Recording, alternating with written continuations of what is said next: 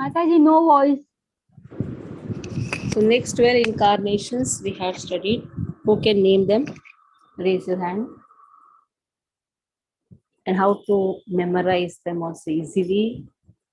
Yes, Milind Narvekar Prabhu. Total 20 we have done. First 8 I'll ask later. Next 12 what we did.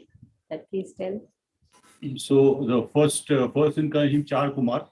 Second is No, Vara. I want next 12. What we did last week. We started with Matsya, na? Yeah. Okay. Matsya, then Kurma, then Dhanvantara Avatar, then Mohini Avatar, Narsimha Avatar, then Vaman Avatar, then Parshuram Avatar, then Vyasdev, then Sri Ram, and Krishna. Sri Ram, Balaram, and Krishna. You count now whether you're 12. Rutu was the first. Rutu was the first. Rutu was Vyasa. 9, no? Rutu Vyasa. Okay? Always keep it like this now. Rutu Vyasa. Okay? Mohini Dhanvantari. They were the additional 4. All 8 are from the Dashavatar, what we are studying. Except for Krishna. Krishna is Avatari, but in Dashavatar, Krishna's name also comes, but Balaram's name doesn't come. How to memorize this? All 20. How to memorize? 11 are there from Dashavatar, including Krishna. Is it? Right? 11 are there. Then now 4 additional were there in this. Rutu, Vyasa, Mohini, Dhanvantari. How many became? 15 became. Next 5. Naranara and Rishi. And who? Narada. You can keep one set. Naranara and Rishi, Narada. Kumara. One set you can keep. Then you have Nabhi. Nabhi, na? What is Nabhi's son? Not Nabhi. Last 2. Yagya and Rishabh. Yagya, Rishabh. Like this, if you at least memorize, then in the sequence Kapil, you can memorize. Mataji. Sorry, it is not Rishabh, it is Kapil. Rishabh is also there. Yes. Kapila we have done, no? Yes. Rishabh is also there. Again do. Then we can have again one. All 11. Dashavatar से पूरा 11. अभी तक तो कल की नहीं आया ना? कल की आया ही नहीं. कल की अवतार we have not discussed. Buddha avatar we have not discussed. That means we can take only 9. ठीक है? Only 9 from the Dashavatar, including Krishna. ठीक है? All 9 became. You off your. Mute कर दे. नहीं, आपका म्यूट ये हो रहा है. देखो ना आपका म्यूट चल. Okay. So write down all 9 first. Matsya, Kurma, Varaha. Write down all 9 first. Then in the sequence we'll study afterwards. First write down all 9. Wrote down Matsya, Kurma, Varaha, Narsimha, Parshuram, Rama, Balarama, Krishna. 9 came. 9 has come.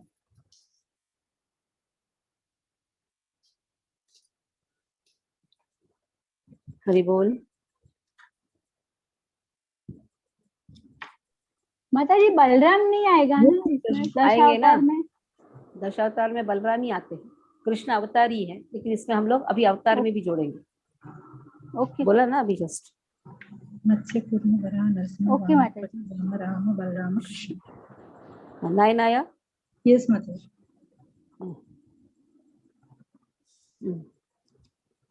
Then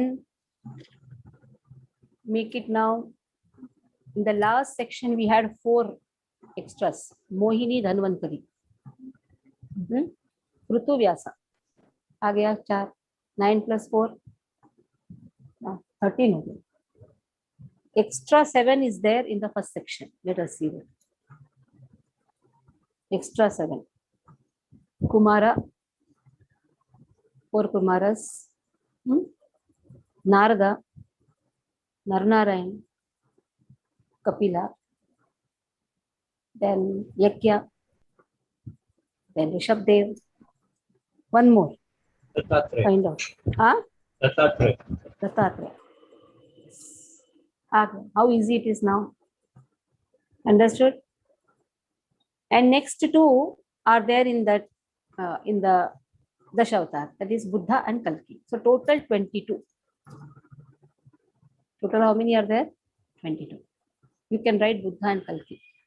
So if you see all Dashavatar ka 10, including one, that is the Avatari, that is Krishna, 11. Last section ka just I'm taking very easy to remember, 4. And 7 from the first section, including Dattatreya, Naranarayana, Narada, Kapilaha. So like this, if you see Yakya, then Kumara 7. So it will be very easy for you to remember. Then sequentially, whom to put first, whom to put second, that you see. Last two you can remember, Buddha and Kalki. First 8 also you can remember. In between, little bit here and there. So in this way you can memorize. Okay? Any difficulty for anyone? Hare Krishna. There's a question, Mataji, that do we assume that all these 21, 20, 22 are all in the descending order as per the timeline? Nothing like that. मतलब कि पहले आए Avatars are not dependent on your time management. Whenever, wherever required, Lord appears. It is not according to the earthly time calculation, because avatars are not only coming here, they go in every planet. Here I have told again, they are a set of 22 which has been discussed. When you discuss, then naturally what you have to do? You have to put them in a sequence, somewhere in the sequence, but that sequence is not judging who has come first, who has come second. Except for 1 or 2 like Mohini and Kurma. No, Mohini and Dhanvantari.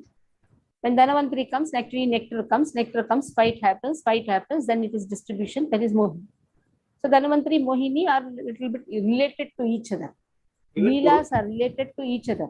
Even Kurma avatar will be related to this now because of the Samudra Manthan. Yes, that is why Kurma, Dhanvantari, then your Mohini, they all come parallel. Yeah. Because they are related to each other. One avatara is related to another avatara. But it is not necessary. Narada comes and Narnarayan has to come. So it is. No, but So when it is given in this Bhagavatam book, there has to be in the sequence. There has to be some. How it will be given? 21. How it will be taught one by one? Na? Not necessary. It should be in one sequence. Okay, Mata. This sequence is our brain. This sequence is our order. Leelas can happen anywhere, anytime. When particular Leela happens, in that 3-4 incarnations simultaneously come, then you can tell. Now Parashuram also is there, Rama is also there. So Parashuram, Rama have come together, or what? Just see. They can come together. It's not necessary they should not. They can come together. Let us see. Rama, Parashurama. Have they come together? They have. Rama is there, but Parashurama is there where? No, he is there somewhere in the 16th. After that, 17th came Vyasa. So, not necessary that now Parashuram appeared, after that Vyasa appeared, and after that Rama appeared, or what? You only decide in this. Vyasa, when did he appear? 5,000 years before. Barabar? When did Rama appear? In Treta Yuga, which is more behind. When did Parashuram appear? Practically that time even Parashuram is also there. So in this itself we can see how Vyasa is put before Rama. Yeah, that's a nice answer. Somehow Krishna is giving me buddhi to all answer your. I just opened the page. So how to make us understand? But Bhagavatam is giving a general description of 22 main avatars that can happen anytime. Vyasa appeared just 5,000 years before, isn't it? Okay, now 22 you know, and we know these are all Leela avatars. The question was, oh Lord, please let us know about the Leela avatars, isn't it? So these all 20 we have done. Now 2 more we are going to do now. Let us see. 24th verse. Tathau kala sampravrutte sammohaya suratvisham buddho namnam janasutah kikateshu bhavishyati.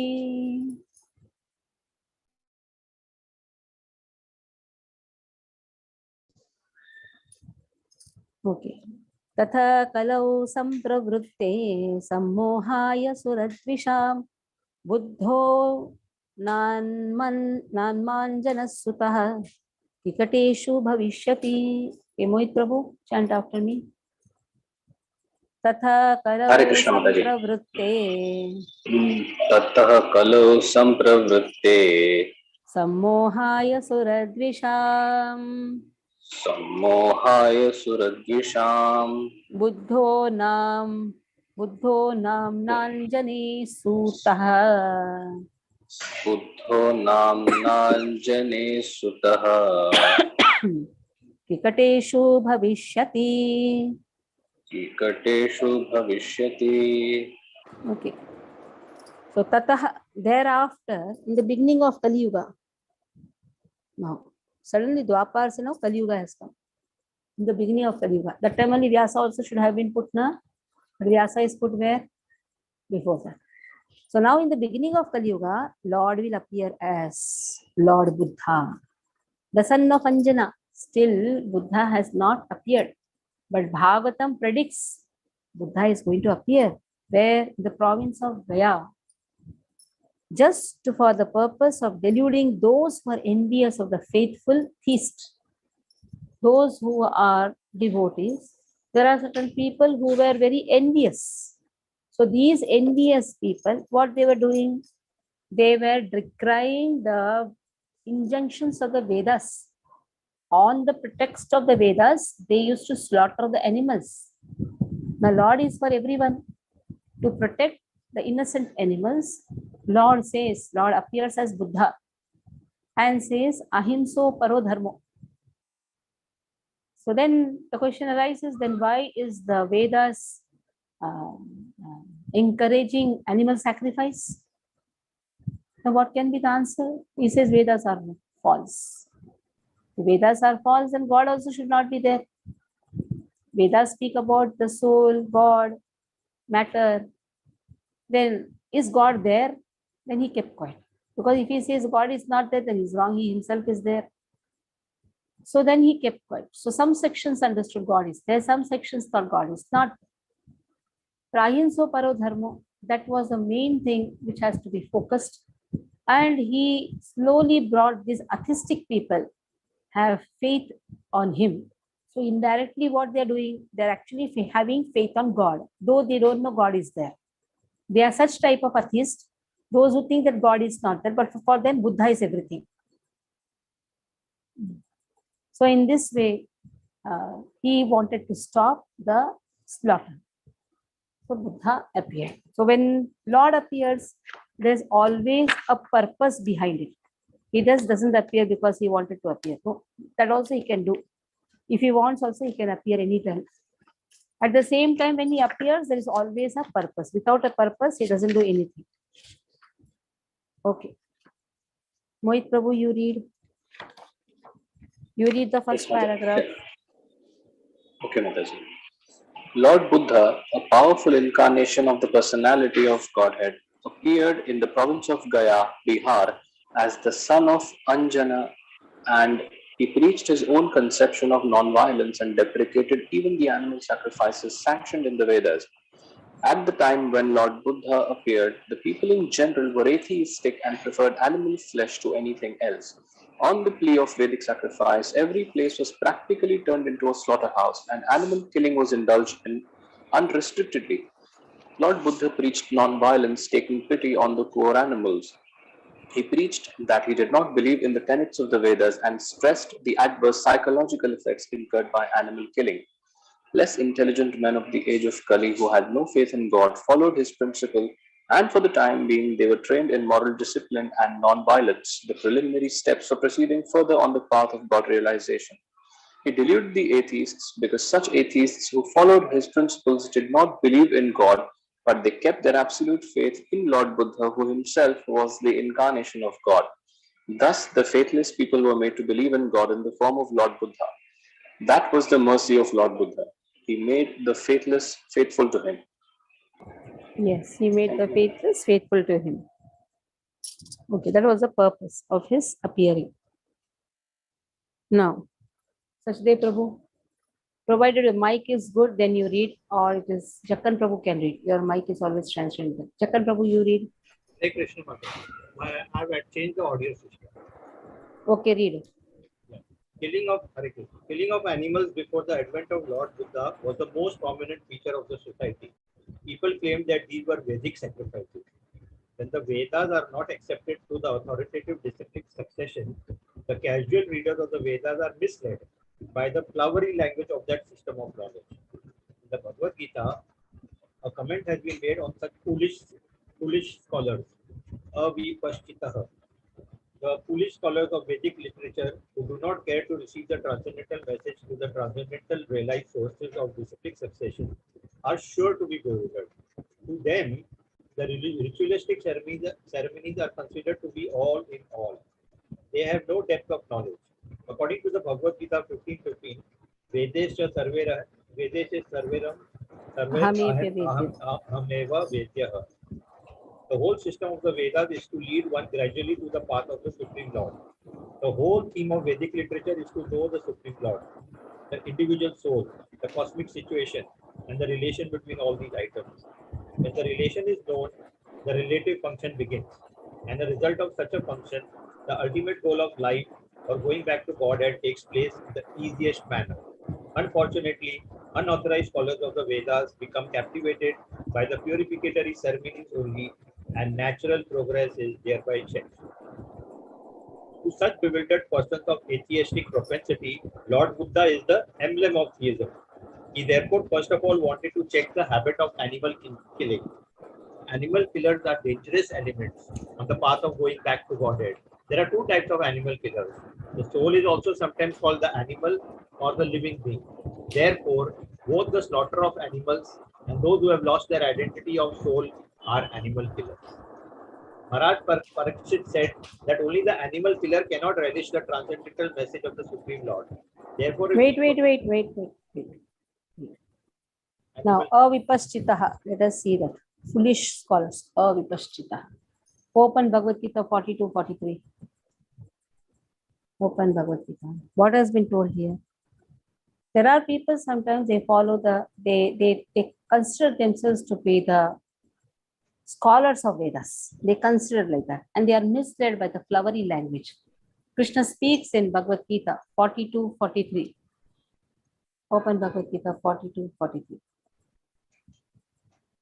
Yamimam pushpitam vacham pravadanti avipashchitah vedavadarata partha nanadastiti vadinah kamatmanah swargapara janma karma palapradam kriya vishesha bahulam bhogaishwarya gatim prati. So their whole intention is just bhogaishwarya gatim prati. They have yet not understood the purpose of the Vedas. Ya imam pushpitam vacham. They are just attracted to the flowery language of the Vedas. It has been emphasized. They are attracted to the flowery languages of the Vedas. That is why they think Vedas, the purpose of the Veda is to perform the rituals so that they can have lot of kama bhoga, bhoga ishwarya prasaktanam, taya prahutta chetasam, vyavasayatmika buddhihi. Samadhav na vidhyate. They will never attain samadhi. What is the meaning of samadhi? Samyag adiyate asmin atma tattva yathatmayam. Nirukti Dictionary speaks about this. Samyag adiyate asmin. To meditate upon our relationship to Lord. So the purpose of studying Vedas is to understand our relationship with Lord. But the supposed scholars of the Vedas, they don't understand. That is why the 15th chapter of the 15th verse says, Vedeshtu sarve rahamevya vedyaha vedanta krit vedvideva chaham. The purpose is to understand Krishna. And now there are two types of animal killers. One who is not taking this opportunity as a human. There is a verse, Nivritta karshe upagiyamana. Lakshmata ji can chant. Bhava shada shotra. Chant. निवृत्ततर्षे उपगीयमाना भव औषधा श्रोत गुणानु भवानु Manovirama. Bhava aushada मनोभिरामात् उत्तम श्लोको गुणानुवादान् पुमान् विभज्ये विना पशुघ्नात्. Pashugnath. That word Pashugnath means killer of the animal. Now, which animal? The soul itself. The killer of the soul. That is killer of one's opportunity to realize. So, like these two types of animal killers. One who is seen in the slaughterhouse, the butcher himself.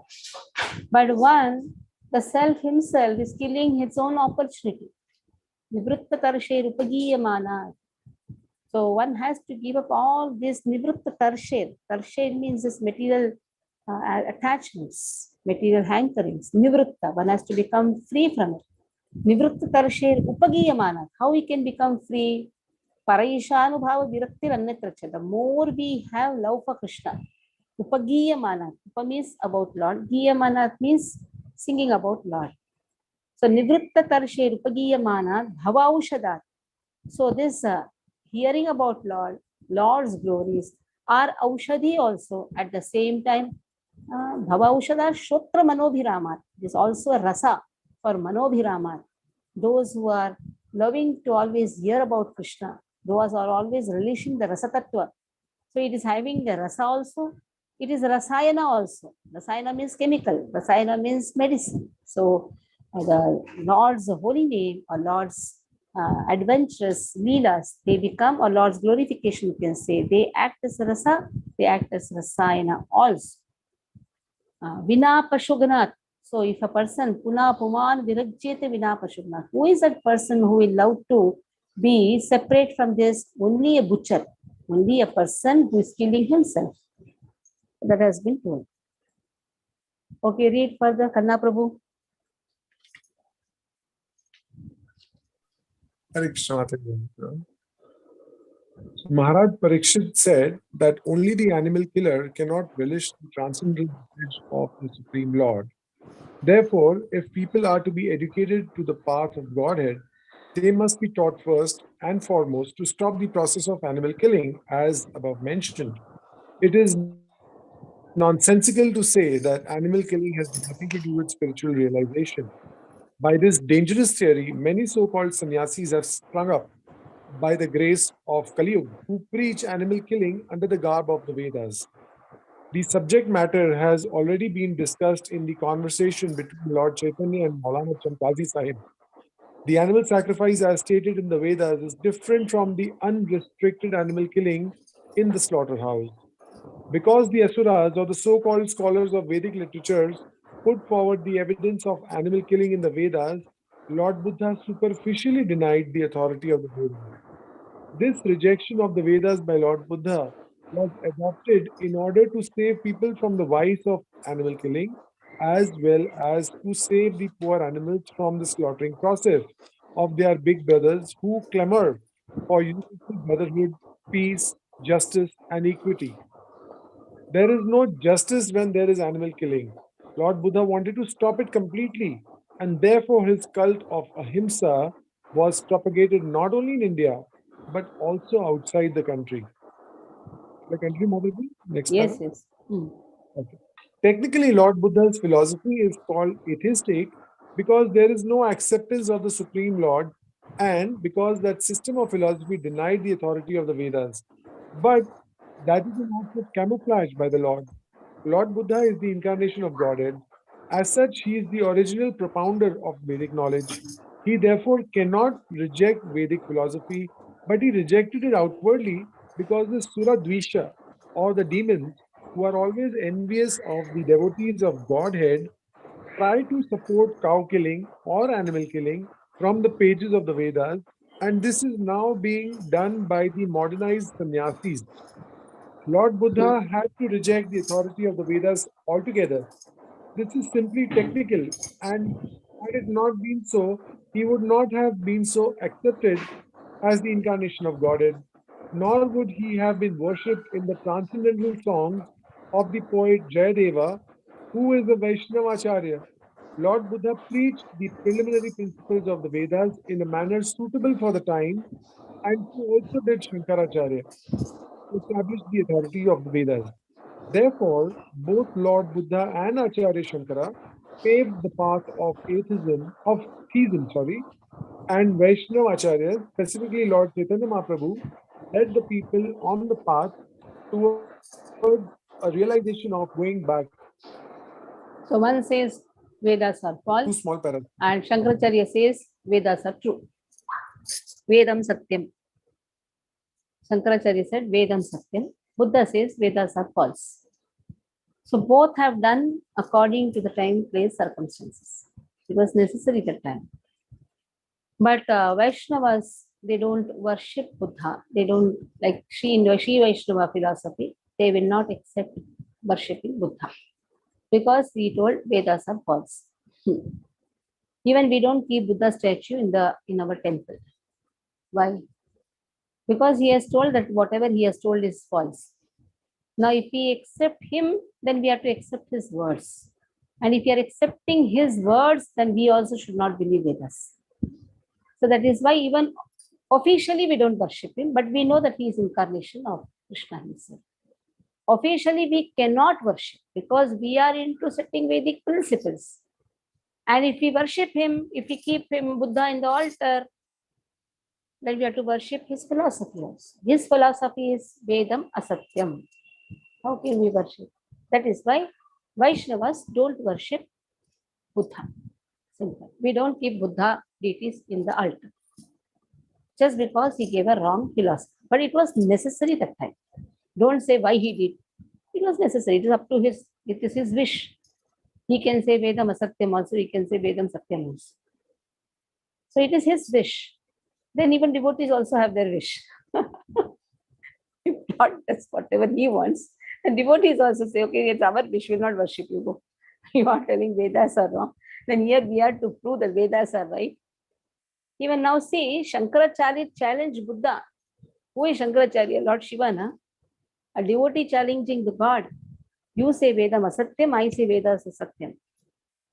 Vedam Satyam, like I told the story. Vedas are true. Adi Shankaracharya says.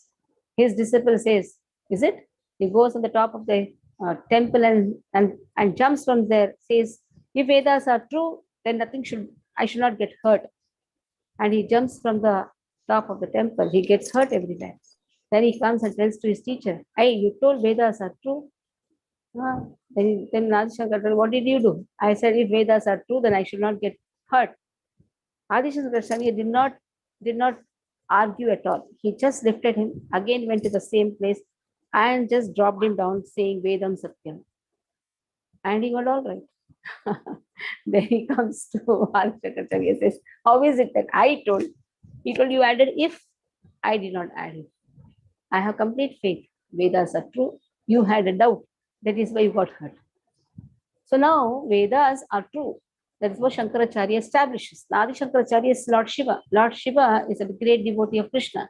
When Krishna comes in the form of Buddha and says Vedas are false, here his devotee comes and says Vedas are true.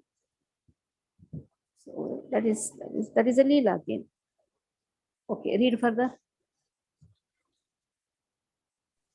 Yes, madam. Further.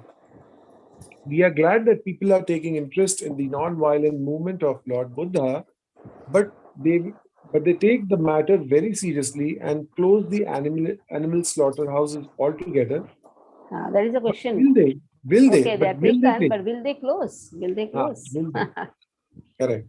If not, there is no meaning to the Ahimsa cult.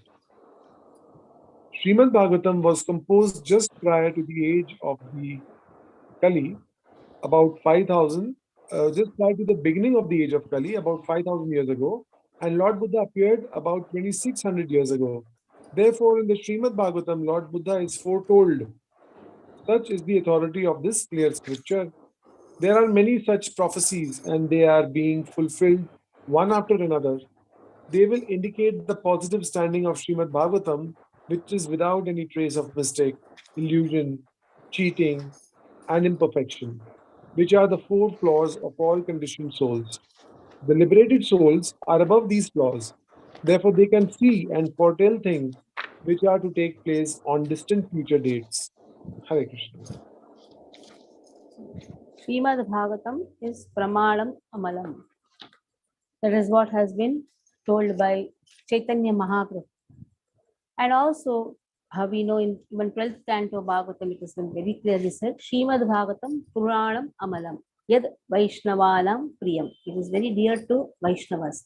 It is Puranam Amalam. There is no Mala. Everything is true.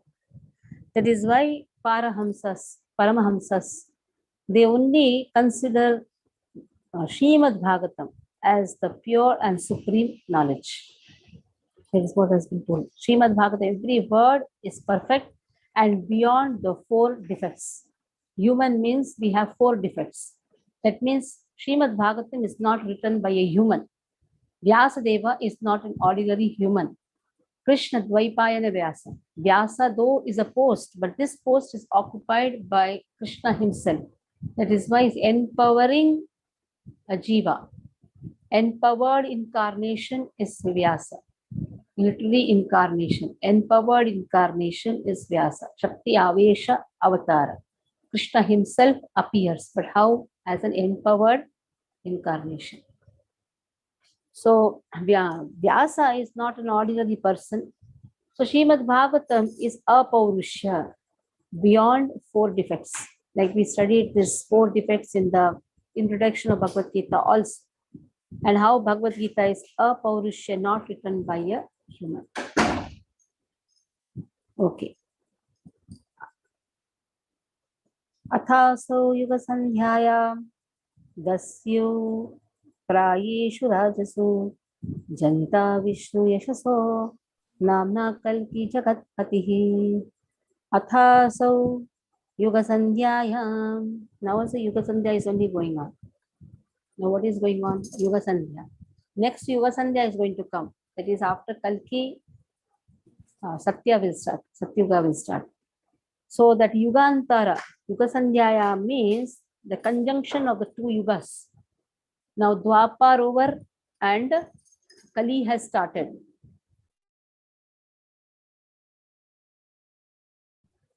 So Dwapar over, Kali has started. So at that time, Yuga Sandhyaya, at that time, there is this period, especially this 10,000 years, is very, very important year, where devotional service will be to the fullest. And it's an opportunity in this Yuga Sandhyaya to go back to God. Now, after this, what Yuga Sandhyaya is going to come, that is Kali Yuga and Satyuga. At that time, Lord is going to come as Kalki Avatara. Dasyo Prayeshu Rajasu. Because at that time, there will be Dasyu, plunderers. Such governing personalities will be there who will plunder their own richness. So, Janitaha Vishnu Yashaso. At that time, Janita, who will come? Vishnu will take birth. Yashaso. His name will be Yasha. Some name was Yasha. Yashaha, surnamed Yasha. His surname will be Yasha. Just see, he will be born in a Yasha family. Surname will be Yasha, Kalki Yasha. Namna Kalkihi Jagatpatihi. At that time, how many of us will be there? One. We don't know. Bade Puji is telling we are always there. At that time, we should remember, we read this. He is going to appear in a Yasha. Maybe one of you can become mother of Kalki. Who knows if Krishna desires? So then you get a surname known as Yasha. And your son will be Kalki. Who knows? If somebody has a great desire, Lord, you should appear in my womb. Then Lord can give the surname as Yasha. So now Lord is going to appear as the son of Vishnu Yasha. The Vishnu Yasha. son of Vishnu Yasha. And who is going to come? Vishnu himself is going to come in the family of Vishnu Yasha. And he is going to kill all these plunderers that has been spoken. He's going to sit on the white horse, take a nice sword, dazzling sword, cut off everyone's head. Okay, Bhaktani Prabhu, please read the purport. Bhaktani Prabhu, completely lost, I think, meditating on becoming Vishnu Yasha. Okay. Okay, read. Here is another foretelling of the advent of Lord Kalki, the incarnation of Godhead. He is to appear at the conjunction of the two yugas, namely at the end of Kali Yuga and the beginning of Satya Yuga. The cycle of the four yugas, namely Satya, Treta, Dwapara, and Kali, rotates like the calendar months. The present Kali Yuga lasts 4,32,000 years, out of which we have passed only 5,000 years. After the battle of Kurukshetra and the end of the regime of King Parikshit. So there are 4,27,000 years balance yet to be finished. Therefore, at the end of this period, the incarnation of Kalki will take place, as foretold in the Srimad Bhagavatam. The name of his father, Vishnu Yasha, a learned Brahmana, and the village Sambhala are also mentioned. As above mentioned, all these foretellings will prove to be factual in chronological order. That is the authority of Srimad Bhagavatam. Hare Krishna Mataji. Okay. So till here now, we have seen from the 6th verse, 22 incarnation. In the first 5 we saw Karanadakshay Vishnu, Garbhodakshay Vishnu has been spoken. The first is 2nd verse, Karanadakshay Vishnu. Then you have 5th verse, Garbhodakshay Vishnu. 3rd and 4th speaks about the Virata Rupa. First is general information, how Lord appears, expands himself into the universal form. So, you have one material universal form. Okay. Now, 2 terms I'm going to give now. Material universal form that has been given. Jagru hai Paurusham Rupam. Bhagavan Mad Atmidihi is appeared according with Mahattatva. Material universal form, which people mistake as Virata Rupa. By seeing that artistic people, less intelligent people, for them this material universal form is Lord Krishna. And there is spiritual universal form, that is Purusha Avataras. Spiritual universal form. Again, for having this universe only, all these Purusha Avataras Lord has taken. Spiritual universal form, material universal form. That has been spoken in the first 5. But after 6th, if you see, practically up to this 25th verse, 22 incarnations has been spoken. Generally, we say 24 incarnations are there in this chapter. Generally, people tell that. From where they tell this? 22 we have reading. From where 24 came? 22 minus 2, Krishna and Balarama. You can deduct. Or don't have to deduct 22 plus you take another 2. Garbhodakshay Vishnu and Karanadakshay Vishnu. Then 24 became. But they don't come in Leela Avatara, they come in Purusha Avatara. But any Avatara only, that is why 24 incarnation have been spoken in this way. Technically, it has been told. But Leela Avataras, if you see, they are all coming. Because the question is, we want to know the purpose of Lord appearing. Garbhodakshay Vishnu seems to be the source of all the Avataras. That also has been discussed. 6 main categories of Avataras. They seem to come from Garbhodakshay Vishnu. They seem to come. But in that Garbhodakshay Vishnu, again Purusha Avatara is also there. He is also counted as Purusha Avatara.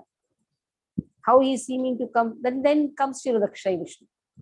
Okay, Kshirodakshay Vishnu is one of the Purusha Avatara, coming from Garbhodakshay Vishnu. So in this way, Purusha Avatara, Leela Avatara, then you have 6 Avataras categories. Who can tell? 6 Avatara categories. Who can tell? Raise the hand. 6 categories of Avatara. Who has raised? Okay, Raksha Mataji always answers. Now let me ask someone else.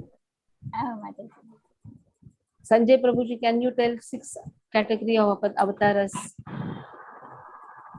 6 category of avatars. The 5th verse itself, in the purport, everything has been given. 6 category of avatars. Purusha Avtara, Leela Avtara, Purusha Avatara. Yes, Purusha Avatara. Then Leela Avtara, Leela Avatara. Then Kala, your voice. Kala, Kala or Guna Avatara. and Manvantara Avtara, Very good. Then Shakti Avesh Avtara, very good. Then Yuga Avatara. Yuga Avtara. Very good. 6 category of avatars. Let us see 26th verse. So till this, the answer is there. Only one question, that is the 4th question was asked. For that, all these answers are there. 4th or not 4th, 5th. For the 5th question, need avatars.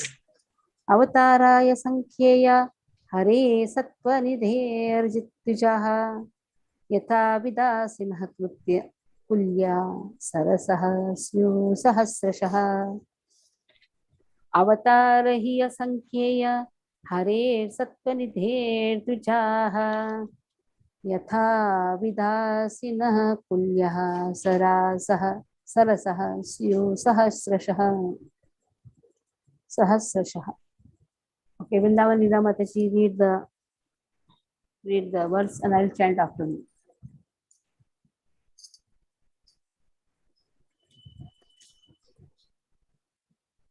Hare Krishna Mataji.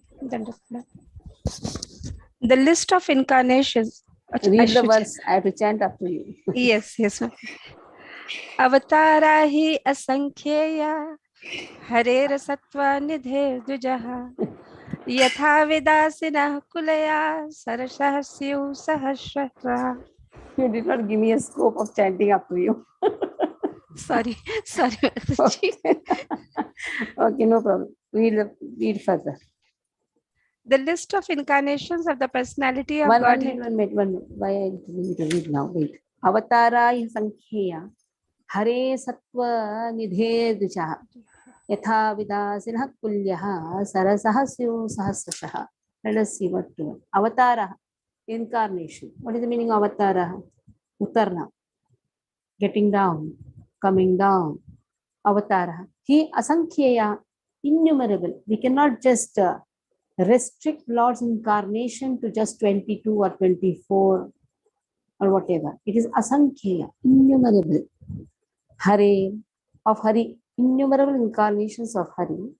Sattva Nideha, they're all in the ocean of goodness, pure Sattva. Here Sattvenaha refers to Vishuddha Sattva. Dvijaha Yathaha Dvijaha. So in this way, O Brahmanas, the Lord's incarnations are innumerable. Who is answering this? Sutta Goswami is answering to Sukadev, so Shaunakadi Rishi. Innumerable incarnations are there. Avidasinaha. They are inexhaustible. Nasha, you say, but this is Avidashinaha. It cannot be destroyed. Kulyaha. They are like rivulets. Rivulets means the small rivers which comes. Sarasaha. When they join the big vast lakes, there are thousands in numbers. There are thousands of rivulets coming and joining the inexhaustible source of water. In the same way, there are innumerable incarnations of Lord emanating from Lord himself. So when Lord appears, Krishna appears, all the incarnations merge in Krishna. And when he has to exhibit certain incarnations at that time, simultaneously when Krishna is present, many other incarnations also can come. It's up to him. Other incarnations also can appear when Krishna appears. It's up to him because it is all the incarnations, they emerge, like Parashuram is seen when Rama is there. It is said Parashuram when Rama is there, is seen. So it is up to Lord whom to show, whom not to show. Jambavan was present in the Ramayana also, in the Mahabharata also. So it is up to Lord whom to show, whom not to show. So in this way, here incarnations of the Lord are innumerable, like how the rivulets flowing from inexhaustible sources of water has been mentioned. You read the purport, Mataji. The list of incarnations of the personality of Godhead given herein is not complete. It is only a partial view of all the incarnations. There are many others, such as Sri Hayagriva, Hari, Hamsa, Prishnigarbha, Vibhu, Satyasena, Vaikuntha, Sarvabhauma, Vishwaksena, Dharmasetu, Sudama, Yogeshwara, Brihadbhanu, and others of the bygone ages. Sri Prahlad Maharaj said in his prayer, "My Lord, you manifest as many incarnations as there are species of life, namely the aquatics, the vegetables, the reptiles, the birds, the beasts, the men, the demigods, etc., just for the maintenance of the faithful and the annihilation of the unfaithful. You advent yourself in this way in accordance with the necessity of the different yugas. In the Kali Yuga, you have incarnated garbed as a devotee. This incarnation of the Lord in the Kali Yuga is Lord Chaitanya Mahaprabhu. There are many other places, both in the Bhagavatam and in other scriptures, in which the incarnation of the Lord as Sri Chaitanya Mahaprabhu is explicitly mentioned. In the Brahm Samhita also it is said that indirectly, although there are many incarnations of the Lord such as Ram, Narsimha, Varaha, Matsya, Kurma, and many others, the Lord himself sometimes incarnates in person. Lord Krishna and Lord Sri Chaitanya Mahaprabhu are not therefore incarnations, but the original source of all other incarnations. This will be clearly explained in the next shloka. So the Lord is the inexhaustible source for innumerable incarnations, which are not always mentioned. But such incarnations are distinguished by specific extraordinary feats, which are impossible to be performed by any living being. That is the general test to identify an incarnation of the Lord, directly and indirectly empowered. Some incarnations mentioned above are almost plenary portions. For instance, the Kumaras are empowered with transcendental knowledge. Sri Narada is empowered with devotional service. Maharaj Prithu is an empowered incarnation with executive function. The Matsya incarnation is directly a plenary portion. So the innumerable incarnations of the Lord are manifested all over the universes constantly without cessation as water flows constantly from waterfalls. Hare Krishna. Okay. Next. Rishyo manavo deva manuputra mahujasa kala sarve harereva samprajapatayah smritaha. Rishyo manavo deva manuputra mahujasa kala sarve harereva samprajapatayah smritaha. Okay, Manjari Mataji, you read and I'll chant. Hare Krishna Mataji. Rishyo manavo deva Rishaya manavo deva manuputra mahaujasa Manuputra Mahaujasa kala sarve harereva Kala Sarve Harereva saprajapatayah smritaah. Sa Prajapataya Smritaha.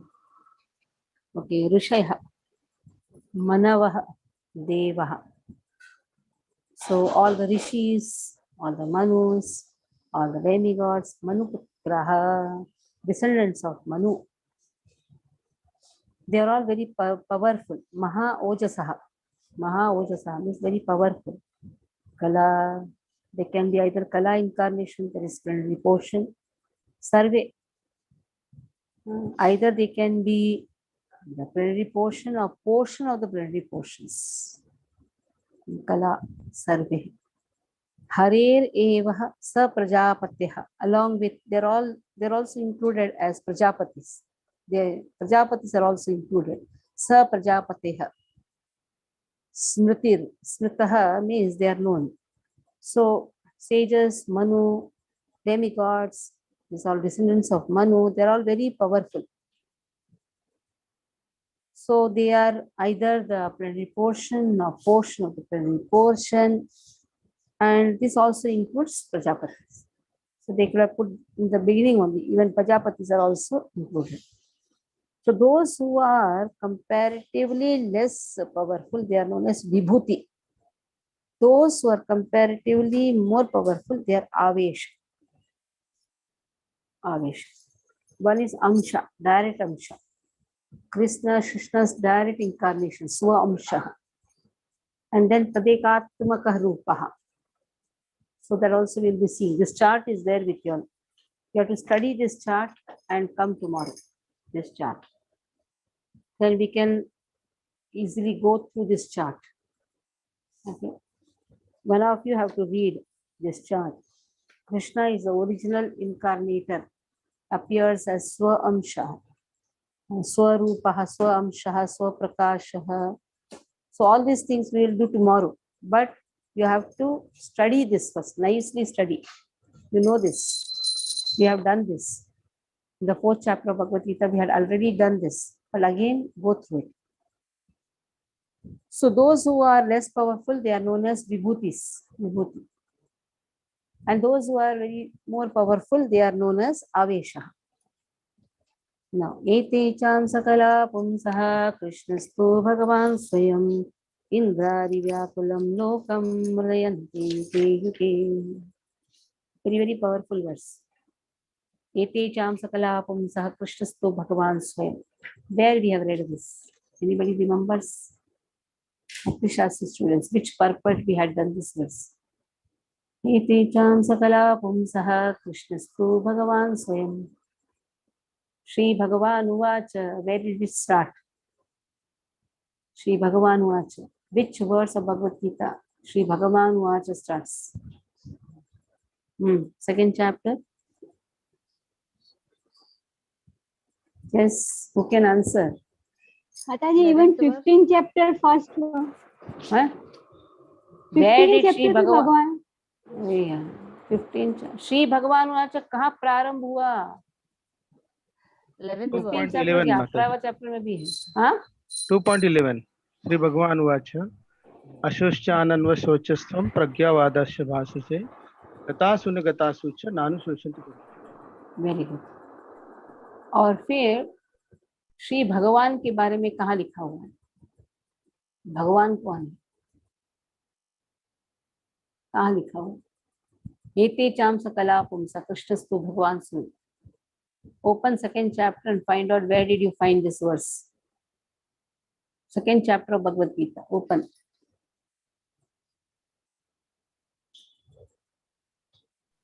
Mataji 2.2. 2nd verse, chapter 2, Bhagavad Gita. 2.2 Mataji, 2.2. Then why did you say 2.11?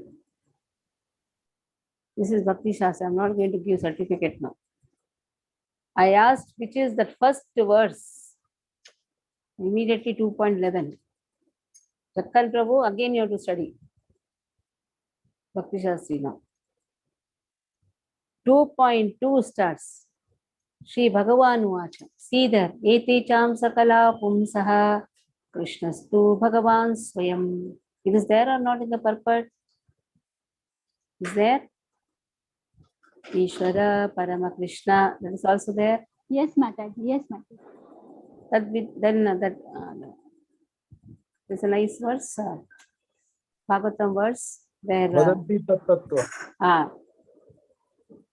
With us. Chant that verse, chant the verse. Vadanti tat tattva. Vadanti tat tattva with us. Tattvam. Yatyanamadvayam brahmeti paramatmeti bhagavan iti sabdyate. Yes, Bhagavan. The word Bhagavan has been emphasized and explained by Srila Prabhupada, giving quotation from Bhagavatam also. Ete cham sakala pumsaha krishnastu Bhagavan swayam. In all these incarnations, who is told as Bhagavan? It is Krishna. Krishna is Bhagavan. Others are who then? Amshaha. Ete cham saha kala pumsaha. They are Amshaha, they are Kala Avtaras, Amshas. Amshas are not exhibiting every quality, but Bhagavan, as Bhagavan, Krishna exhibits all the qualities in the fullest. That is why he is Bhagavan. Varaha, Kurma, Parashurama, he is not exhibiting all the qualities. That one you cannot say Bhagavan. There are avatars, they are not called as Bhagavan. Bhagavan is only Krishna. Bhagavan, Krishnastu Bhagavan Swayam. Okay. So Bhakti Shastri students means we should compare. We should know to compare the verses. That is why scrutinizingly study. Again study Bhagavad Gita. Though you will be awarded with everything, all Bhakti Shastri certificate and all. Oh Krishna, I don't know who is this. As and when you go on reading, automatically you can you can automatically link the verses. Or you have to again study. So you should understand getting Bhakti Shastri certificate is only a failure. It is a stepping stone towards success. Because if we really scrutinize how much we are remembering, from where Sri Bhagavan was just studied 2.11, then what about which Bhagavan told there 2.2? That is why we should not be so eager to preach. We should be eager first to study, then to preach. Always he said, we want to preach. First we have to study. Study and preach ourselves, and then preach others. We can only preach others only when we study nice. And for that, preaching others is very important. Why? When we preach others, we will also study. See now where the connection has come. Don't be eager to preach others, preach oneself. But by preaching others, we will study. That is the purpose of preaching others. Understand? It is not just to show that I know many things. No, I don't know anything. That is why I have to study. If I study, then I can know many things by teaching others. That is the only purpose. That is why Prabhupada says when we are preaching, we are actually preaching to ourselves. It's an opportunity to study. Okay. Purpose. Gyan Prabhu, please read. धन्यवाद प्रणाम Srila Prabhupada ki jai. All the above mentioned in this particular stanza, Lord Krishna, the personality of Godhead, is distinguished from other incarnations. He is counted amongst the avatars incarnation because out of his causeless mercy, the Lord descends from his transcendental abode. Avatara means one who descends. All the incarnations of the Lord, including the Lord, descends on the different planet of the material world as also in different species of life to fulfill particular mission. Sometimes he comes himself and sometimes his different preliminary portions or parts of the plenary portions or his differential portion directly or indirectly empowered by him. Descend on this material world to execute certain specific functions. Originally, the Lord is full of all opulences, all powers, all fame, all beauty, all knowledge, and all in renunciation. When they are partly manifested through the plenary portions or parts of the plenary portions, it should be noted that certain manifestations of his different powers are required for those particular functions. When in the room small electric bulbs are displayed, it does not mean that the electric powerhouse is limited by the small bulbs. The small powerhouse can supply power to operate large-scale industrial dynamos with greater volts. Similarly, the incarnations of the Lord display limited powers because so much power is needed at that particular time. For example, Lord Parashurama and Lord Narasimha displayed unusual opulences. Okay, wait. Yeah. So here, Srila Prabhupada uses example of powerhouse. We should also know where the analogies are used. This is also very important. So this analogy of the same powerhouse is used to light a bulb, but just the bulb cannot limit the strength of a powerhouse. Now the same powerhouse, Krishna. From Krishna, many avatars appear, but the avatars does not restrict the opulence of Krishna. Now Kurma will show some small restricted opulences, but that is not restricting the opulence of Krishna. So when the analogies are used, study that very carefully. In the exam, it will come. Oh, this analogy, chalo, what we have to do with powerhouse and all. Then the exam, bada 0 you'll get. That is why when Prabhupada has put analogies, we should understand why he has put. Some purpose must be there. Na? He's not just increasing the volume of his book. So we should understand it very nicely. Okay. Raksha Mataji, read from here. Thank you, Mataji. Hare Krishna Mataji, Dandavat Pranam. For example, Lord Parshuram and Lord Narasimha displayed unusual opulence by killing the disobedient Kshatriyas 21 times and killing the greatly powerful atheist Hiranyakashipu. Hiranyakashipu was so powerful that even the demigod in other planets would tremble simply by the unfavorable raising of his eyebrow. The demigod in the higher level of material existence many times excel the most well-to-do human beings in duration of life, beauty, wealth, paraphernalia, and all other respects. Still, they were afraid of Hiranyakashipu.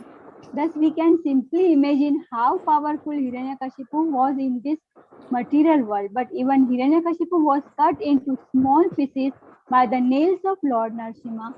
This means that anyone materially powerful cannot stand the strength of the Lord's nail. Similarly, Jamadagni's son, Parashuram, Jamadagni's son, Jamadagni. Jamadagniyaha display the Lord's power to kill all the disobedient kings powerfully situated in their respective states. The Lord's empowered incarnation Narada and plenary incarnation Varaha, as well as indirectly empowered Lord Buddha, created faith in the mass of people. The incarnation of Ram and Dhanvantari display his fame, and Balrama, Mohini and Vamana exhibited his beauty. Dattatreya, Matsya, Kumara and Kapila exhibited his transcendental knowledge. Nara and Narayana rishis exhibited his renunciation. So now all see the whole 22 has been now described.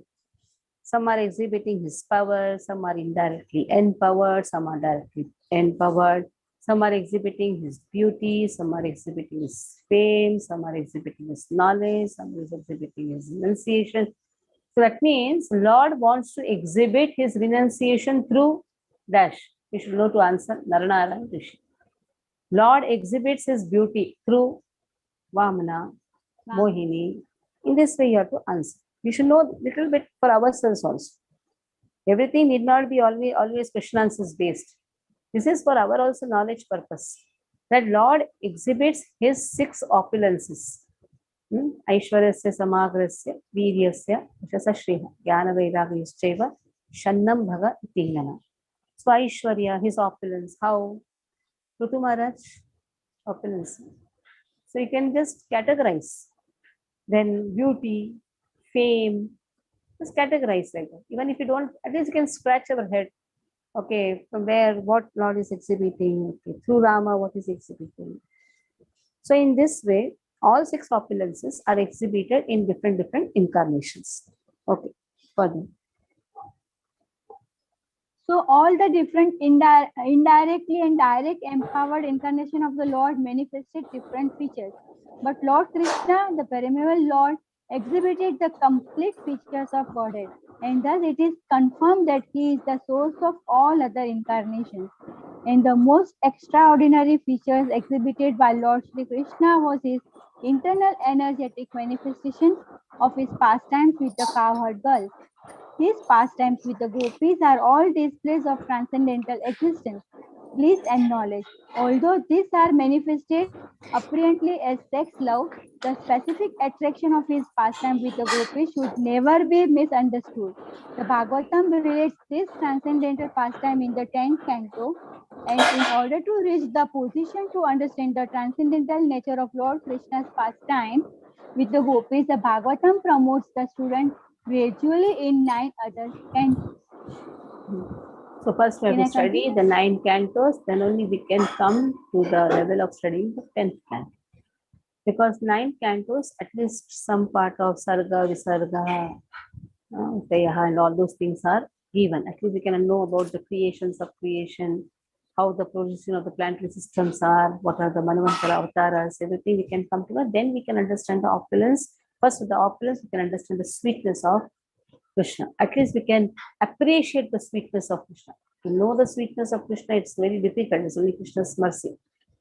So now here, when Krishna says, I'm only exhibiting some renunciation, I'm exhibiting only some knowledge, then Jesus says, why I should not appear in full? That is how Krishna appears in full. Small, here and there, Krishna has shown something of his. But when Krishna appears in full, everything can be seen in Krishna. Okay. Who will read? Vimla Mataji, you read. From here to the last. Read. According to Sri Jiva Goswami's statement, in accordance with authoritative sources, Lord Krishna is the source of all other incarnations. It is not that Lord Krishna has any source of incarnation. All the symptoms of the supreme truth in full are present in the person of Lord Shri Krishna, and in the Bhagavad Gita, the Lord emphatically declares that there is no truth greater than or equal to himself. In this stanza, the word Swayam is particularly mentioned to confirm that Lord Krishna has no other source than himself. Although in other places the incarnations are described as Bhagwan because of their specific functions, nowhere are they declared to be the Supreme Personality. In this stanza, the word Swayam signifies the supremacy as the Samam Bonam. The Samam Bonam Krishna is one without a second. He himself has expanded himself in various parts, portions, and particles as Swayam Rupa, Swayam Prakasha, Tadekatma, Prabhava, Vaibhav, Vilas, Avatar, Avesh, and Jivas. Wait, don't hurry. Now open that book. All will go like this then. Open this book and you can just see. You have the book with you, then open. Or go to that page. Or go do the homework tomorrow. It is there. In this, you should have this book. I have made it in the book format. Bhakti Vaibhava Model 1. Okay, I made it in the book format only. Get it in the book format, or you have to search where it is in the PDF.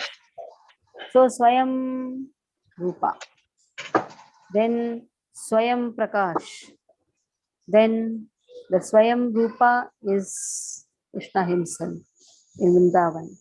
Swayam Prakash has two, Vaibhav Prakash, Prabhav Prakash. Prabhav Prakash, Krishna with all the queens. Vaibhav Prakash, Krishna with Balram. Same Vaibhav Prakash, Balaram appears as Tadekatmaka Rupa. Tadekatmaka Rupa appears as Vilasa Swamshaha. Vilasa appears as the four-handed form Vishnu. Same four-handed form Vishnu appears as Prabha Vilas and Vaibhav Vilas. Prabha Vilas are the four. That is Vasudeva Pradyumna Anuruddha Sankarshana. And in this way, Vaibhav Prakash, all the four directions again and again in this way, last comes to Karnadakshayi Vishnu. Now here Swa Amshaha has been described into 6 categories of avatars. You have Leela Avatara, Purusha Avatara, Guna Avatara, Shakti Avatara, Manvantara Avatara, Yuga Avatara. Easy, it is not very difficult. Shakti Avesh Avatara again are 2 avatars and Vibhuti, directly empowered, indirectly empowered. So it is not too difficult, but you have to study it nicely. That has been given here. So Aveshaha Jivas, even Jivas are also. Now Jivas, it is 78% if the Jiva goes, his quality is going to 78%, he can go in the Vaikuntha Loka or Krishna Loka. That means we have to reach till 78%. 78% is Brahma. Till that point, if our guna goes, then we can go. Somebody else, we can go to Goloka because we joined ISKCON. Yes, 100% chance is there. But we have to reach that 78%. Somebody, if we are in other sampradayas, we can go. The point is we have to reach the 78% attributes of Krishna. If we get that, like Brahma, if we have that nature, then we are qualified to enter. And it is going to come. Read further. All provided with innumerable energies, just suitable to the respective persons and personalities. Learned scholars in transcendental subjects have carefully analyzed the Samam Bonam Krishna to have 64 principal attributes. All the expansions or categories of the Lord possesses only some percentage of these attributes. But Sri Krishna is the possessor of the attributes 10%, and his personal expansions, such as Swayam Prakasha, Tradekatma, up to the categories of the avatars who are all Vishnu Tattva, possesses up to 90%, 93% of these transcendental attributes. Lord Shiva, who is neither Avatara nor Avesh, nor in between them, possesses almost 84% of the attributes.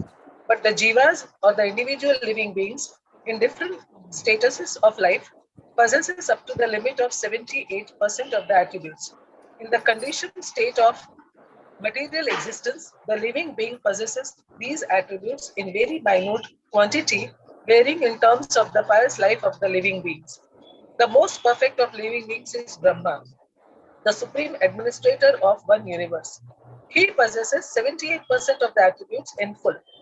All other demigods have the same attributes in less quantity, whereas human beings possesses the attributes in very minute quantity. The standard of perfection for a human being is to develop the attributes up to 78% in full. The living being can never possess attributes like Shiva, Vishnu, or Lord Krishna. A living being can become godly by developing the 78% transcendental attributes in fullness, but he can never become a god like Shiva, Vishnu, or Krishna. He can become a Brahma in due course. The godly living beings, who are all residents of the planets in the spiritual sky, are eternal associates of God in different spiritual planets called Haridham and Mahesh Dham. The abode of Lord Krishna above all spiritual planets is called Krishna Loka or Golok Vrindavan. And the perfected living being, by developing 78% of the above attributes in fullness, can enter the planet of Krishna Loka after leaving the present material body. So if we can go up to 78%, we have chance to go to Krishna Loka. Nice. At least we can have that aim. No? We have so many aims in the life. We can aim to have at least 78% attribute. Shiva does not come in any avatar also. Shiva is 85% attribute. Shiva doesn't come in even in Jiva Tattva also. Brahma comes in Jiva Tattva. That is what Jiva has been told. So Brahma comes in Jiva Tattva. The Jiva Tattvas, even lesser than Brahmas, are also Amshas of Krishna only. We are all Amshas of Krishna. Mamaiva Amsha Jiva. All are Amshas. So in this way here, whole explanation has been given. Next. Janma Guhyamam Janma Guhyam Bhagavato Ya Eta Prayato Naraha Sayam Pratar Gunan Bhaksya Dukha Grama Vimuchyate Janma Guhyam Bhagavato Ya Eta Prayato Naraha Sayam Pratar Gunan Bhaksya Dukha Grama Vimuchyate. Okay. Vimalangi Mataji. All of you keep your videos on. How will I know you are attending the class? If you attend, if you sleep, then okay. Keep your videos on.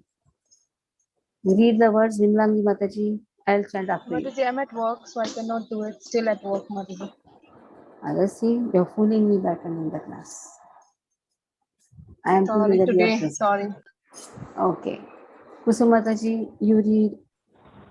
Hare Krishna Mataji. Janma Guhyam Bhagavato Janma Guhyam Bhagavato Ya Etat Prayato Naraha Ya Etat Prayato Naraha Sayam Pratar Gunan Bhaksya Sayam Pratar Gunan Bhaktya Dukkha Grama Vimuchyate. Dukkha Grama Vimuchyate.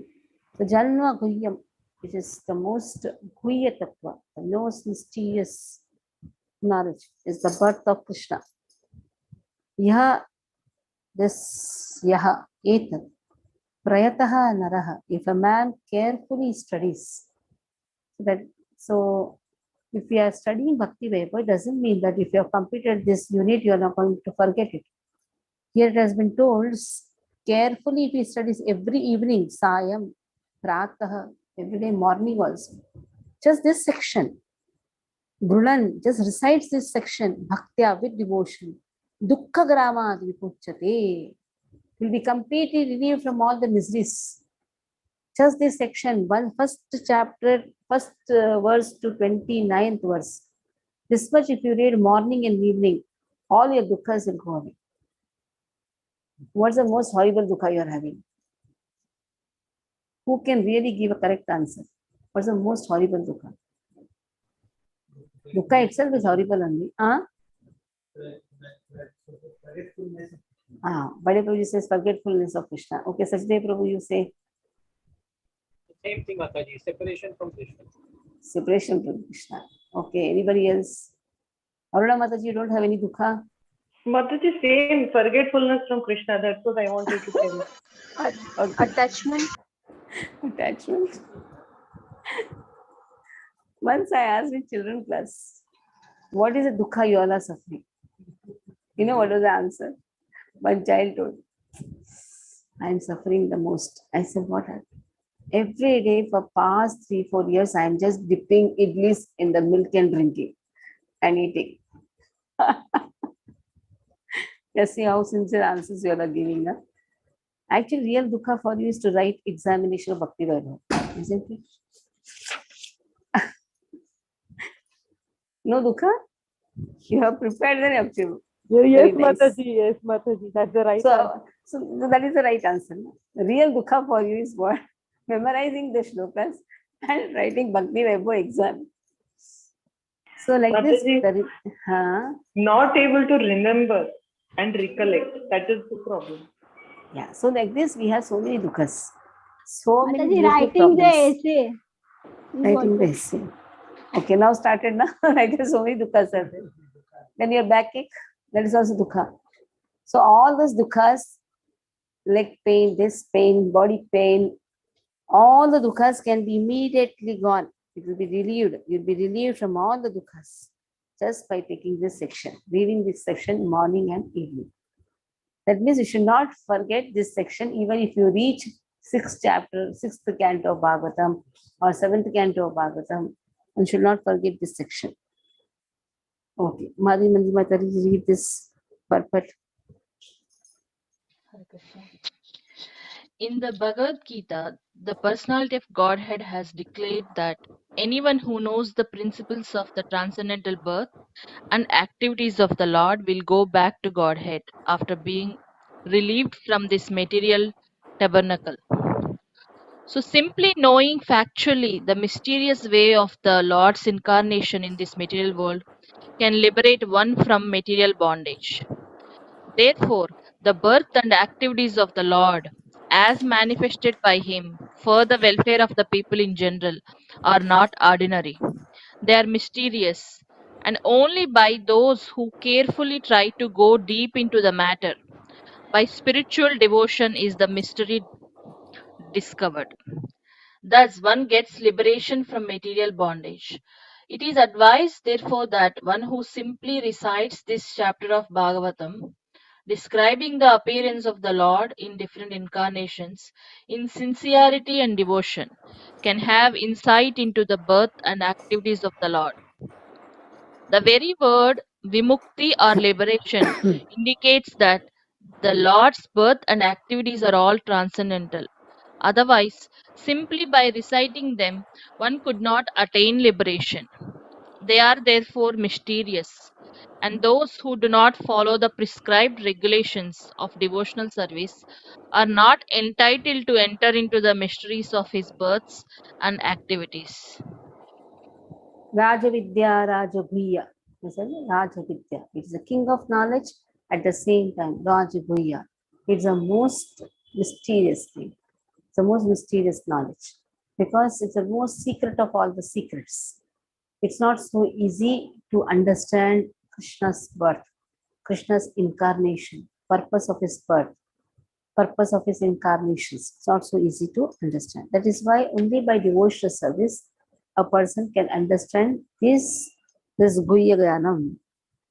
Etad rupam bhagavato ह्यारूपस्य चिदात्मनः माया गुणैर्विरचितं महदादिभिरात्मनि एतद्रूपं भगवतो ह्यरूपस्य चिदात्मनः माया गुणैर्विरचितं महदादिभिरात्मनि. Okay, Angel Mataji, read after me. एतद्रूपं भगवतो एतद्रूपं भगवतो ह्यरूपस्य चिदात्मनः ह्यरूपस्य चिदात्मनः माया गुणैर्विरचितं महदादिभिरात्मनि. Now see the first verse of this chapter. First verse.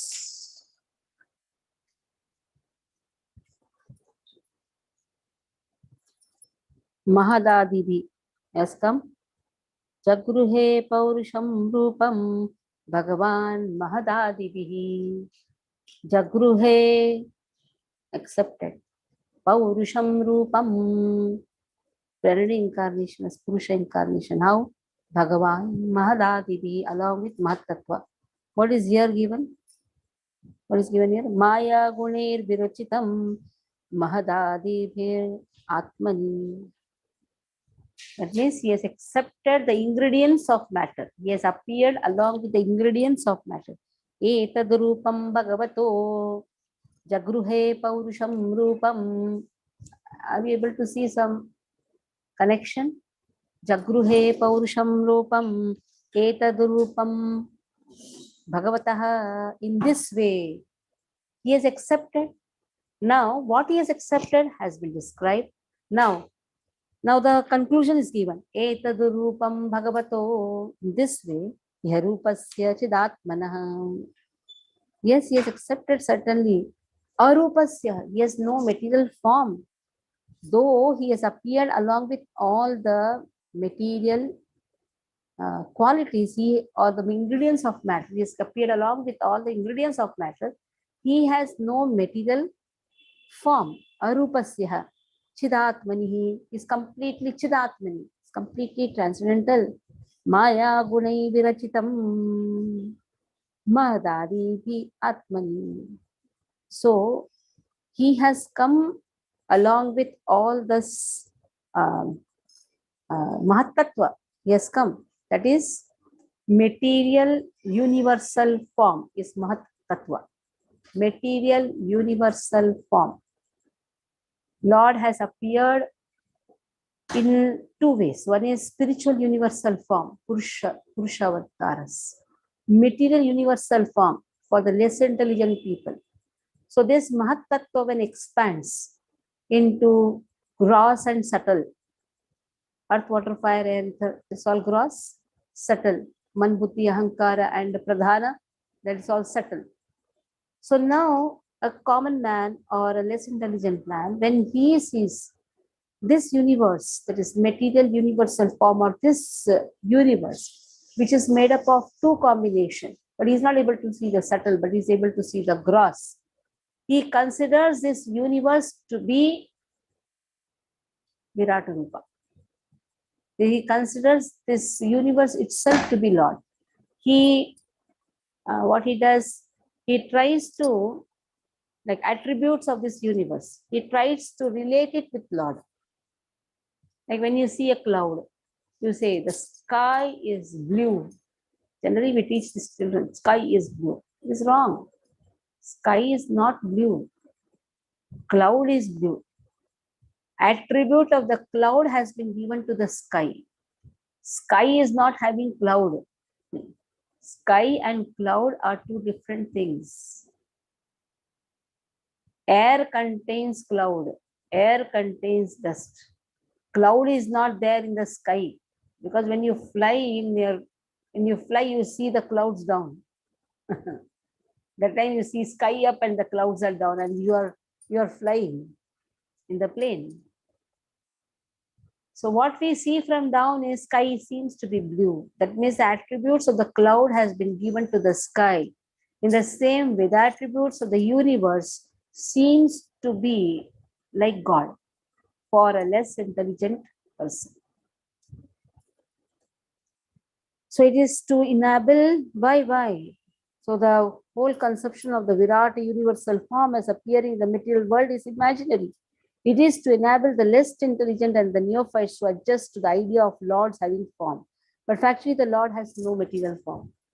Just to show Lord has form. Just to show.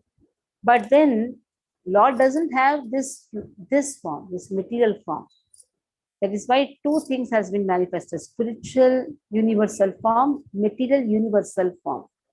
Actually, if you see the material universal form, that is also not material. Material universal form, though, has two things, subtle and the gross, which has been given to the jivas, subtle and the gross form. But the subtle and the gross forms of the jivas cannot be compared to the material universal form. Jagruhe paurusham rupam mahad adibhi. Lord appears along with the matter, but that doesn't mean the Lord has a material form. It is just material universal form. But that is not material. Virata Rupa of Krishna, though imaginary, again it is not material. It is not a material form. Because when Lord manifests his Virata Rupa to Arjuna, he has not shown a material form. It's not shown the material form. Whenever required, Lord can exhibit, but the imagination of a neophyte seeing the universal form is also known as Virata Rupa. He sees the mountains, he sees the rivers, and imagines, oh, this is the form of Lord. And in this way, that is also known as Virata Rupa only. And the Virata Rupa which Krishna shows to Arjuna, that is also Virata Rupa, the universal form. And one is imagination of this universe and comparing this universe to Lord, thinking that this is Lord's form. But Lord's form is not made up of matter. Though material universal form has two things, subtle and the gross. Why? Mahatattva is there. Mahatattva expands. Mahad Adibihi, this word, understand this word very nicely. Mahad Adibihi, along with Mahatattva. Mahatattva expands into gross material, a gross and a subtle, our gross body. And there is a subtle body, Man Buddhi Ahankara. The subtle body is not seen, gross body is there. Because of this subtle body only, we are taking so many janmas. Pradhana, not seen. Three modes of material nature, not seen. But again, all this material and the subtle form, gross and the subtle form, cannot be compared with the material universal form of Lord. Understood or everything went bum? Understood or not? Lord appears along with Mahat Tattva, Mahat Adibihi. Jagruhe Paurusham Rupam. He is appearing along with Mahat Tattva. Mahat Tattva expands. And in this way, there is subtle and there is gross forms given to the jivas that cannot be compared with the universes created by Krishna. Now, universes creation also Krishna takes the help of Mahat Tattva. Like how Karnadaksha Vishnu glances at Mahat Tattva, impregnates the Mahat Tattva. Many Brahmandas are created. So they are all material universal form of Krishna only. But that cannot be compared to the gross and the subtle form taken by the jiva, because that is again the expansion. Within that material universal form, there are two expansions, gross and subtle. Yes, Madhuri Manjari Mataji has a doubt. Yes. When you say Lord appearing along with Mahatattva, means Lord and Mahatattva both are separate. Lord impregnating the Mahatattva. And in this way, the Brahmandas are created. Mad Adibihi, what has been told? The first verse also same has been told, here also same. With the ingredients of matter. with the ingredients of matter. Lord appears. Maya gunair virachitam mahadadibhir atmani. With the ingredients of matter, what Lord has done? Lord has created, manufactured this whole material world. At the same time, Lord is arupaha, has no material form.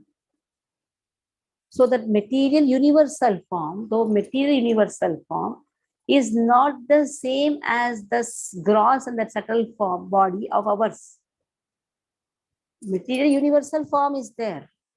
At the same time, this Mahatattva has been used for the creation of material universal form. But in that also the Mahatattva expands into gross and subtle that has been given to the Jivas. That is why Jiva's natures cannot be compared to Krishna. Oh, Krishna also has material form or what? No, Krishna doesn't have material form. Even Krishna shows his Virata form, that is also not material.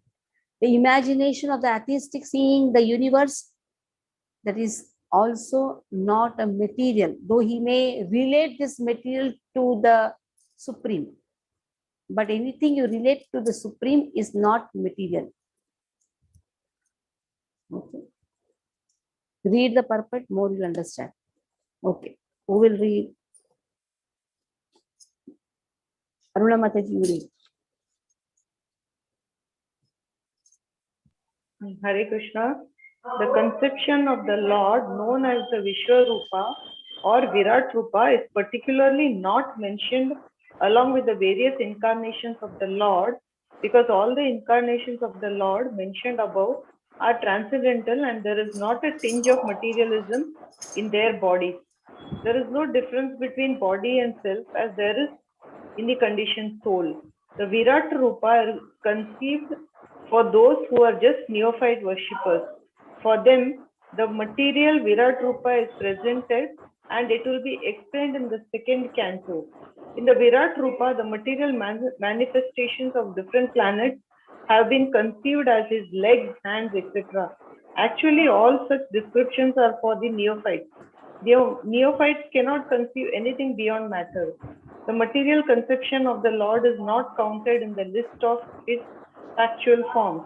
As Paramatma or Super Soul, the Lord is within each and every material form, even within the atoms, but outward material form is but an imagination, both for the Lord and for the living being.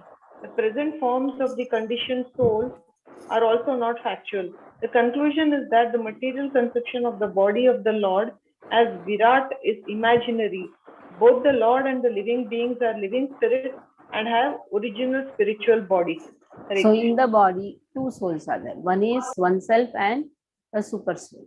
So both are completely divine. They are completely original. They are spirits. Original. They have original spiritual bodies. They have. But now the outward body which has been given, this body what we are seeing, that is just an imagination for both the living being and also the Lord. It's just an imagination. It's just a creation for some time. Like a pack of cards you take, and then you make one design. Afterwards, you on the fan, everything again drops. Again, you make a design. In this way, the Mahatattva is always existing. Matter is always eternal. This matter goes on taking different forms, imaginative forms. What is an imaginative form? I have so much of love for a dog.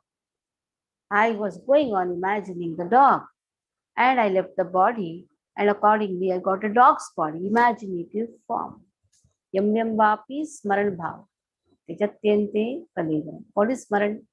Imagination. That is why this body is known as imaginative body. And Lord is also residing in this body, but this body is, it is Lord's only imaginative body. It is not the body of Lord. It's not the body of the living entity also that has been given.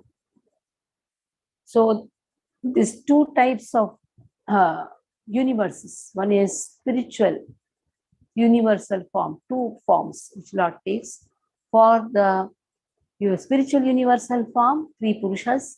Material universal form, the appearance of this material universes. Again, this is not complete, this is not material, but it has been related to Lord by the less intelligent people. It is not material, though Mat Tattva has been used, but it is material universal form of Lord.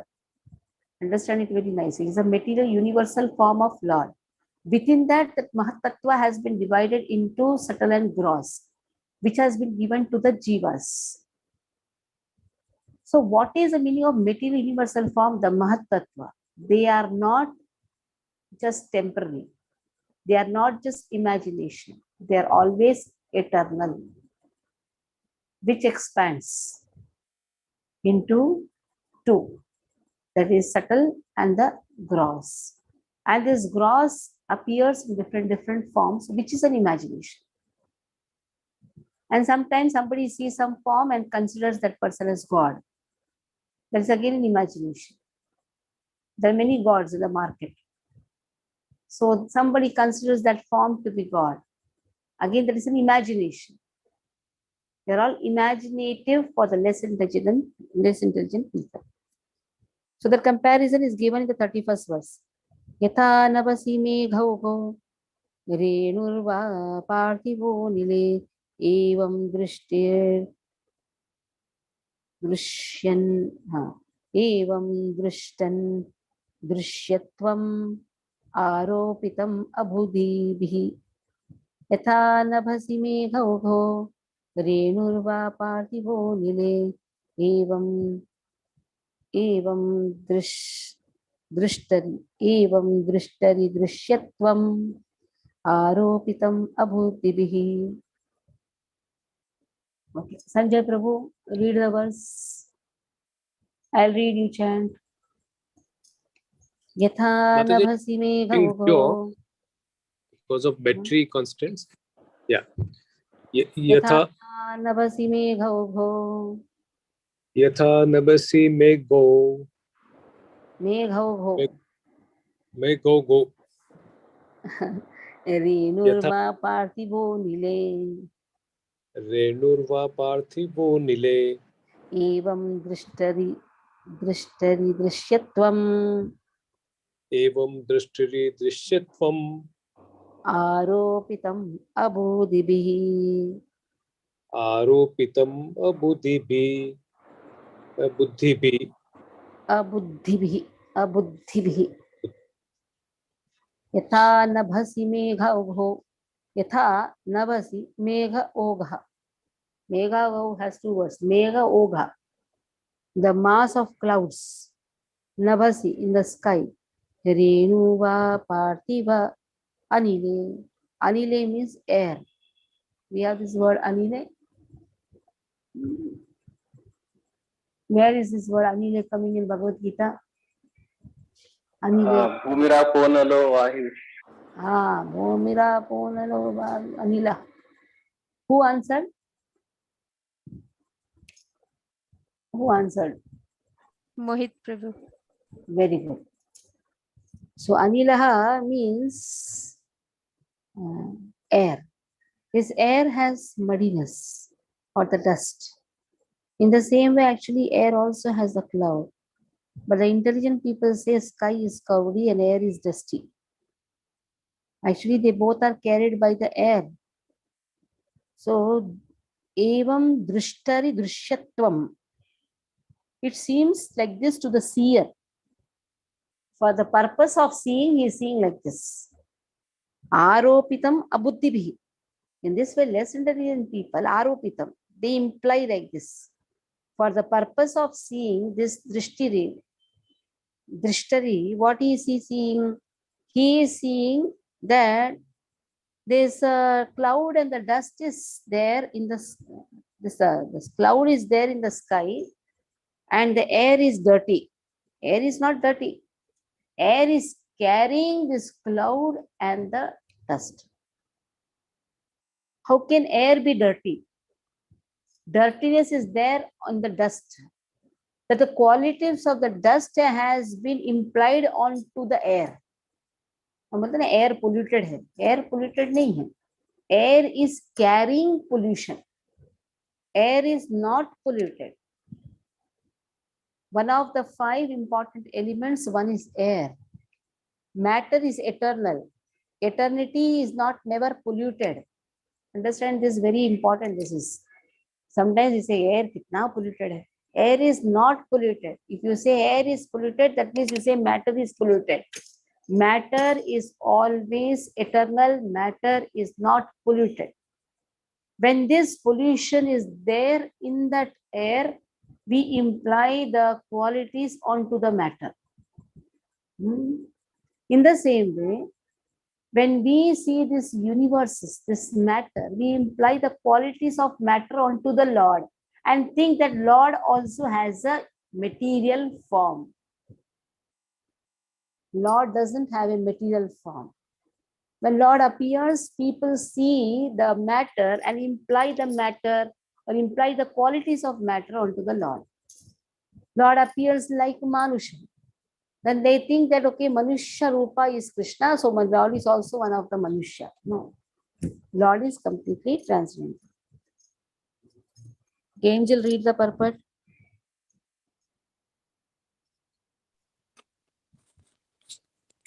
Mataji, she's attending to the kitchen duty. She's binding it. Okay. Okay, Bindu, read the purport.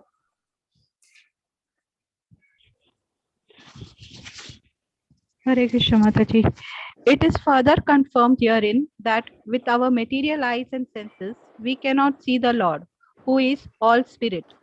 We cannot even detect the spiritual spark which exists within the material body of the living being. We look at the outward covering of the body or subtle mind of the living being, but we cannot see the spiritual spark within the body. So we have to accept the living being's presence by the presence of his gross body. Similarly, those who want to see the Lord with their present material eyes or with the material senses are advised to meditate on the gigantic external feature called the Virat Rupa. For instance, when a particular gentleman goes in his car, which can be seen very easily, we identify the car with the man within the car. When the president goes out in his particular car, we say, that is the president. For the time being, we identify the car with the president. Similarly, less intelligent men who want to see God immediately without necessary qualification are shown first the gigantic material cosmos as the form of the Lord, although the Lord is within and without. The clouds in the sky and the blue of the sky are better appreciated in this connection. Although the bluish tint of the sky and the sky itself are different, we conceive of the color of the sky as blue. But that is a general conception for the layman only. Hare Krishna. We teach the sky is blue. See how wrong things we are teaching. And we are sending our children to some schools, which has no sense. Now, if the children are studying in RGHS, they will study all these things. They'll come to know sky is not blue. The bluishness has been implied onto sky. So this is where RGHS teachers also should know. When we say homeschooling, Vedic knowledge, Vedic this, how important are the studies also just. Then only we can understand we cannot imply the material qualities onto the eternal matter. Matter though takes a different forms, but matter is always eternal. And the qualities which has been taken are just gross and subtle, for they are just temporary. These temporary qualities cannot be attributed to the original. Getting it? Sky is eternal, but the bluishness has been implied onto sky just because cloud is there. Cloud is temporary. Cloud is nothing but the transformation of a liquid state to gaseous state. That is why it seems to be blue. And that has been implied onto the sky. Sky is an eternal portion, eternal aspect of Mahat Tattva.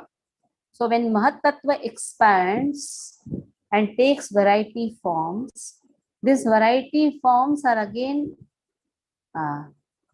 the qualities of the variety forms are implied onto the original. That should not be done. And that is done by less intelligent people. That has been told. Like how Lord takes the material universal form. How do we describe the pollution? Air contains pollution. Air is not polluted. Air contains pollution. It is containing the, like air is containing the dust. Air is carrying the dust. Air is carrying the pollution. That can be told. But air is not polluted.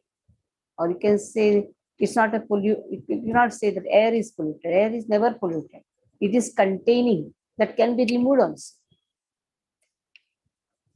Ataha param adavyaktam avyudha gunabruhitam ashtashutavastutvam sajivo yata punarbhavah.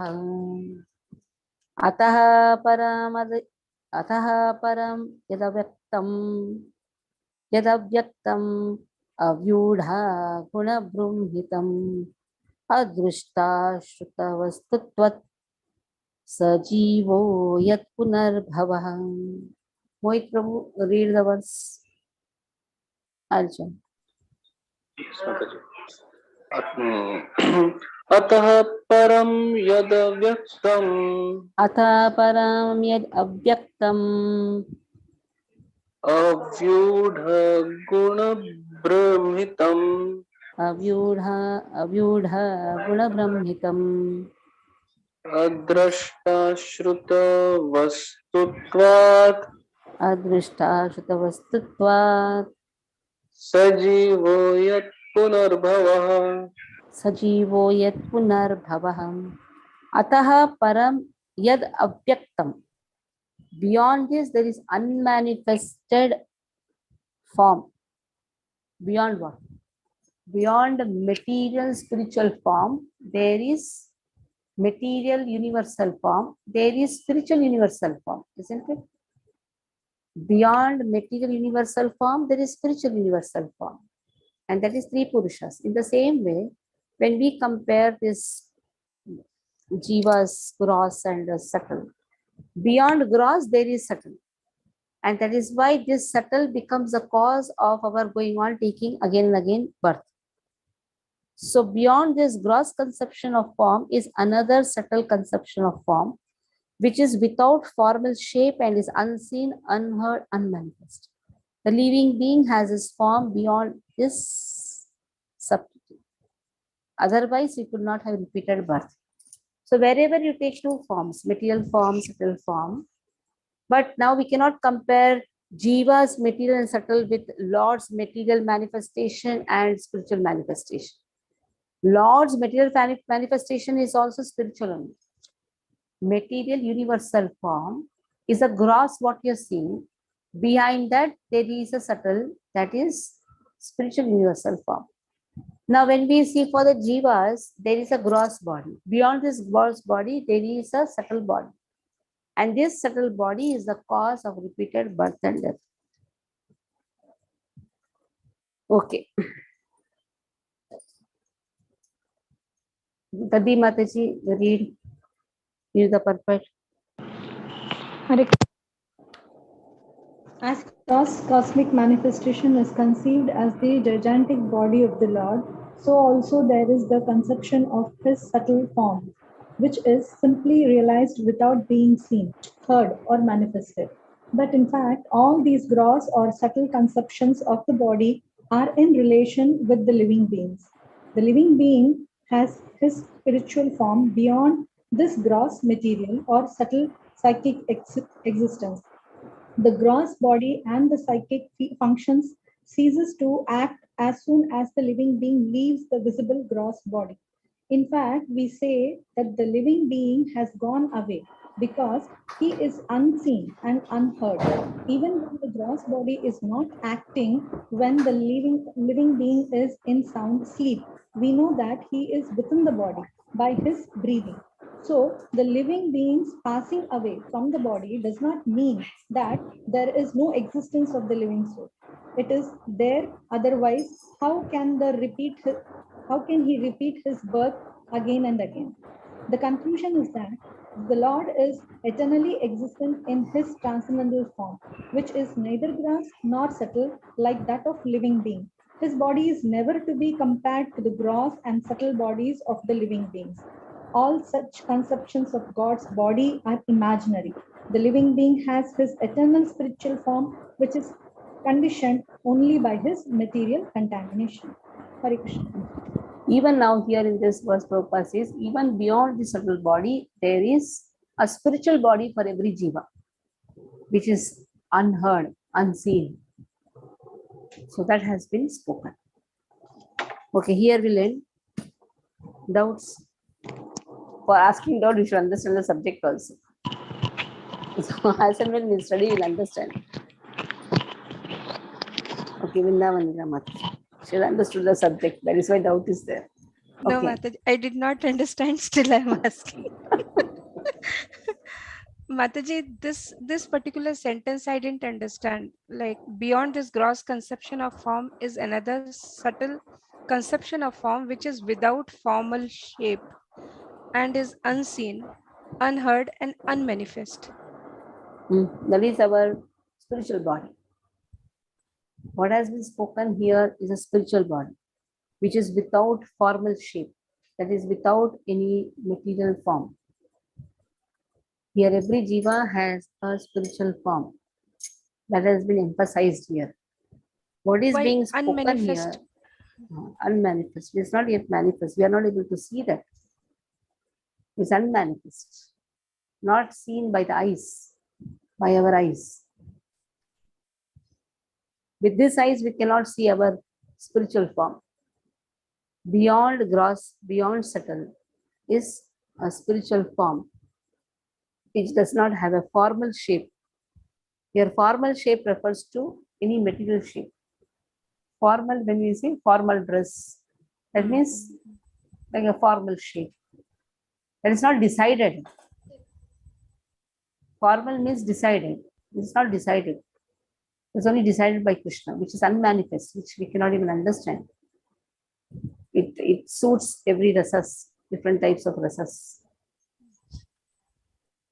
Mataji. Mataji, I have one more question. Just a minute. Yes. To whatever you asked, what is the next line for that? The living being has his form beyond this subtlety. So if this one, what we are saying in the first part is about the subtle form is the living being, then the living being has his form beyond this subtlety. Now see, there are two things has been spoken in this verse.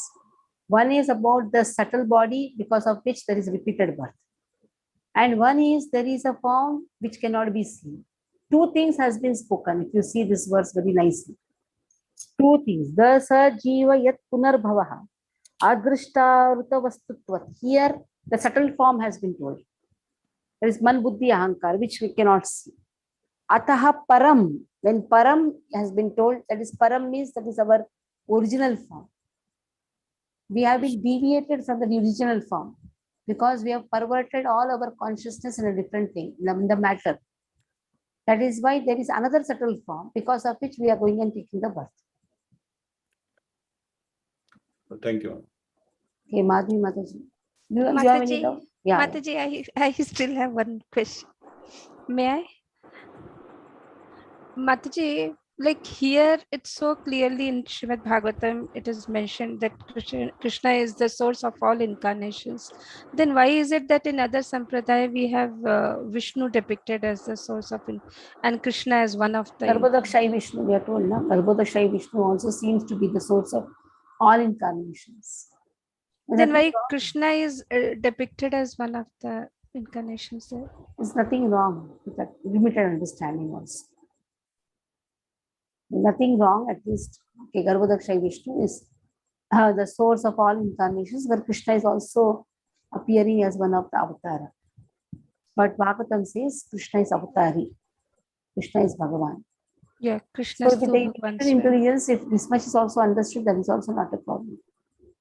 When we say Vishnu, Vishati iti sarvatra Vishnu. So the qualities again has been emphasized as a person. That is again a less intelligence. That shows less intelligence. Vishnu is a big quality. The quality has been attributed, the attributes of a person has been called as a person. Like beauty is a person or beauty is a quality. Quality. That is where Ramanujacharya tells to his teacher, Satyam Jnanam Ananta Brahman. So Satyam Jnanam Anantam is the quality of Brahman. So Brahman is not Satyam, Brahman is not Jnanam, Brahman is not. So there is where some this is Mayavad explanation. Brahman is Satyam, or Satyam is Brahman. Brahman is Satyam. Satyam is not Brahman. Attributes, qualities cannot be person. Liquidity of the water is not water. Water is liquid. Anything else? Madhvi Mataji. Mataji, so as a Paramatma, Lord is present in each and every atom, right? So in fact, we are able to enjoy the matter because of the presence of the Lord. So how we call matter as Jada with no consciousness, because matter also has a Lord as a super soul. So why are we calling matter as not conscious? Because matter is manipulated by the Jiva. On its own, matter has no consciousness. Mat Tattva has no consciousness. Mat Tattva is impregnated by the Jivas. That is why it is Jada Vastu. Though being Jada is eternal. Till Jivas Paropi Manute Anartham. Parashakti but identifies itself with the matter because of manipulating the matter. Now you put the gloves in your fingers and then afterwards you identify yourself with the gloves. Gloves have taken the form of your fingers, but the gloves are not the fingers. So identifying the body with oneself. That has been here clear. What has been spoken is this one. Identifying the gross with that eternity. Gross with eternity. Identifying this universe with Lord. Seeing the universal form and thinking that this is the form of Lord. But this is only for less intelligent people, just to make them understand Lord has a form. Just to make a person understand, okay, there is a president. President's car, oh yeah, देखो president जा रहा है, car जा रहा है, इसके अंदर बैठा है president.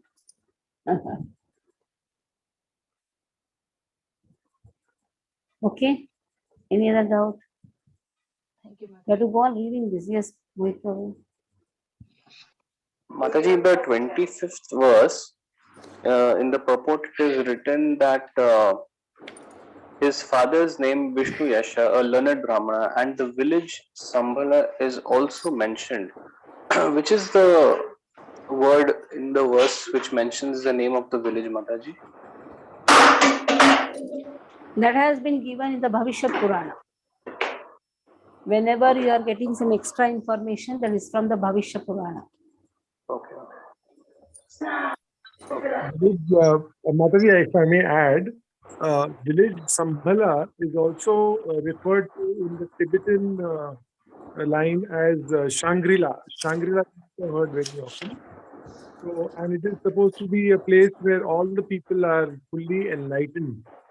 So we get to hear about this very often in the talks by various advanced yogis. There are many even on Yeah, YouTube. but very Shangri-La word also in this. No, in the Tibetan language, they call it Shangri-La. It is same as Sambhala. In our But Sanskrit, the question is, where is this word in this verse? in this verse it is not there, but since Prabhuji was asking So Sambhala, from there it has come from the Bhavishyat Purana. Yeah. What is that? Because from the Bhavishyat Purana, it is come. There are different Puranas, and the Bhavishyat Purana, Padma Purana, you'll find. It is supposed to be located somewhere in the Himalayas, Mataji. That's what this is. Shangla. Okay. Anyone else? Mataji, just one, I just mentioned in the chat, is the understanding right, Mataji?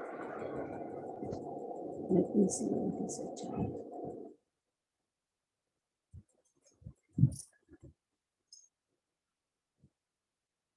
Like maybe I'll just elaborate it. I Mataji. feel it is a very important observation, Mataji. There are many things like different places. It may be jada, but it absorbs the consciousness of the jivas.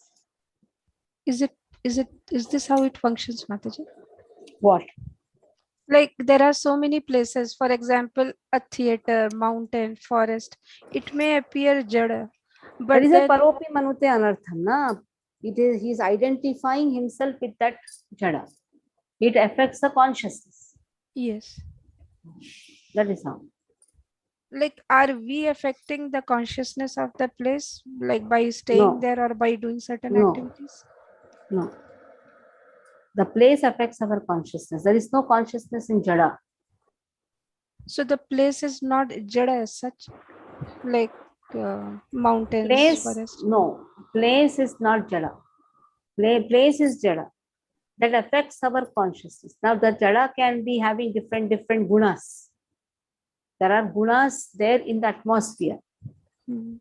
So that gunas are again, they are not having consciousness. Those gunas are present, like morning hours have lot of sattva gunas. Yes. Any that is coming in matter only. Like when you go to nice hilly areas, lot of you have sattva guna there. When you go to the place where slaughter and all these things happen, lot of tamas is there. But that is affecting our consciousness. It affects our consciousness. That means what? We also get absorbed in that gunas. We identify our divine consciousness with material gunas. Mataji, like for I example, feel good. I feel good. Okay. You're always divine. What is it to feel good? Oh, I'm going to the mountains. I feel very good there. You can stay even in, like Gaur Kishore Das Baba used to go and chant in the place where people used to defecate. Why? You should understand that. People go to the Himalayas to meditate. He is going to the place where people are defecating. Because he's beyond the gunas. The gunas are not affecting him. But for the less intelligent or the neophytes, you need such proper place so that qualities affect your consciousness. Mataji, just one doubt is coming to my head. Like initially we went and occupied one house. It didn't seem so positive. But then down the line, as our activities continued, I could see so much of change and like feel it. Then are our activities not affecting the place, the consciousness of the place? I told simple thing. They went, Gaur Kishore Das Baba went to a place where people are defecating. That place actually should have negative vibration. Why is it that it is not affecting me? Because he is beyond those negative things. Sometimes we say Vastu is not there. Yes, house Vastu is not. The directions are not proper. So that type of placements are affecting the consciousness of a jiva who are not spiritually advanced. A person who is spiritually advanced, it doesn't matter wherever he stays, that itself is a Vastu. One who has to be spiritually advanced. The spiritual advanced is that much full consciousness in Krishna. Then for him, actually, there is no Vastu. But I'm Everything not is so perfect. advanced, Mataji. Like Huh? I'm not advanced, but I could see the change. Yeah, the more we are doing the advanced here refers to more spiritual activities. That spiritual activities, they govern our consciousness. So negative consciousness is not affecting us. Okay, that way. It's not that the house is changing. Your atmosphere is now spiritually vibrated. Yes, getting to understand. Thank you so much, Mataji. Okay. So we'll stop here and tomorrow we'll try to complete the portion. So I promise that 15 days will be given for you all to study. Jai. So then 31st will be the exam, and the orals and that date also will be given. Then next sections will be taught by Madhusudan Prabhu. Mataji, I'm still not clear about the list of questions. From which handbook should one take? I have to see Bindu Mataji will guide. I don't see questions, I only give answers. I wish we had that option, Mataji. I'll just check that. Bindu Mataji will check everything. We have open book for this also, Mataji. Do we need to I have to send? check everything. I have not checked anything. Let me check and let me come back. Okay. Hare Thank Krishna. you so much. Vanchakalpatarubhyascha Hare Krishna. Thank you. Vaishnave Hare Krishna.